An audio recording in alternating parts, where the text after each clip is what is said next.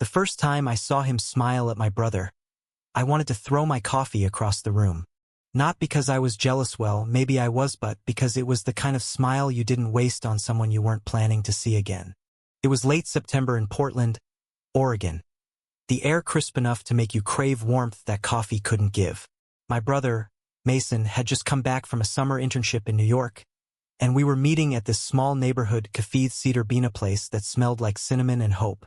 I'd been coming here for years, long before Mason even knew it existed. It was my place, my refuge. That morning, the usual hum of milk steamers and the low jazz in the background felt almost theatrical.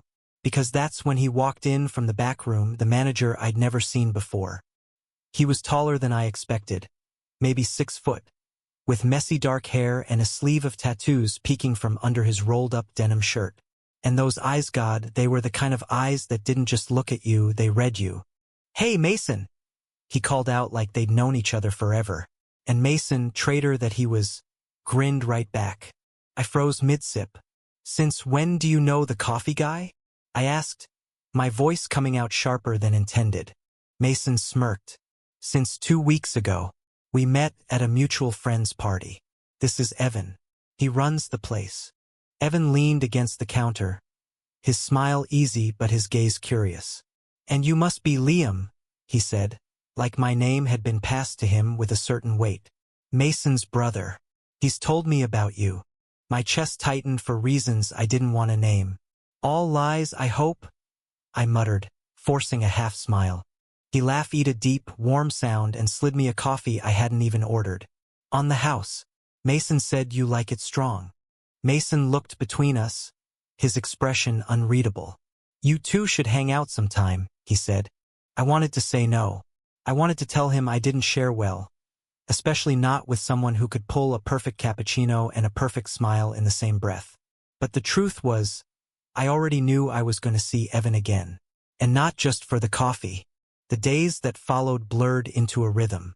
I'd accidentally stop by the Cedar Bean after work, telling myself it was for the caffeine, but really it was for those moments when Evan would catch my eye mid-shift and give me a smile that felt like a secret.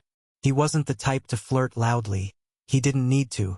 Everything about him was understated, but deliberate, the way he'd slide an extra cookie onto my plate without charging me, or remember the exact way I liked my coffee without asking. Still, there was Mason. Always Mason. Somehow, every time I came in, my brother seemed to have been there first, laughing with Evan like they were old friends. It gnawed at me in ways I didn't understand, because this wasn't about rivalry, it was about connection. And I couldn't tell if Evan's connection with Mason threatened what I thought we might have. One rainy Thursday evening, when the shop was nearly empty, Evan leaned over the counter and asked, "Do you trust me?" Caught me off guard. "That depends on what you're about to do." He smirked, then came around from behind the counter and sat across from me. "I need your opinion. Mason invited me to this small get-together at his place Saturday night. You'll be there, right?" I hesitated. "Probably." "Good," he said, his eyes holding mine a beat too long. "Because I think it's time you knew something." Saturday night arrived like a knot in my stomach. Mason's apartment was warm with chatter, the smell of garlic bread drifting from the kitchen. Evan was already there, leaning against the wall, looking effortlessly magnetic in a black sweater and jeans. The second he saw me, his face softened in a way that didn't happen when he looked at anyone else, not even Mason.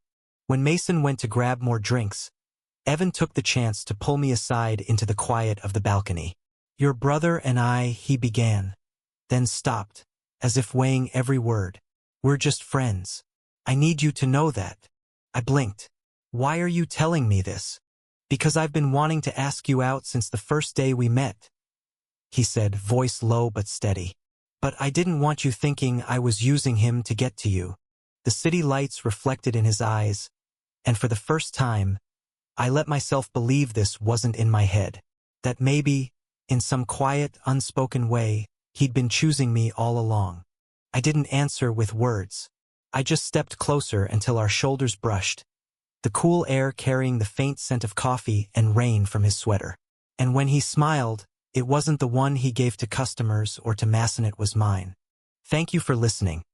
Don't forget to like and subscribe to stay updated with the latest videos.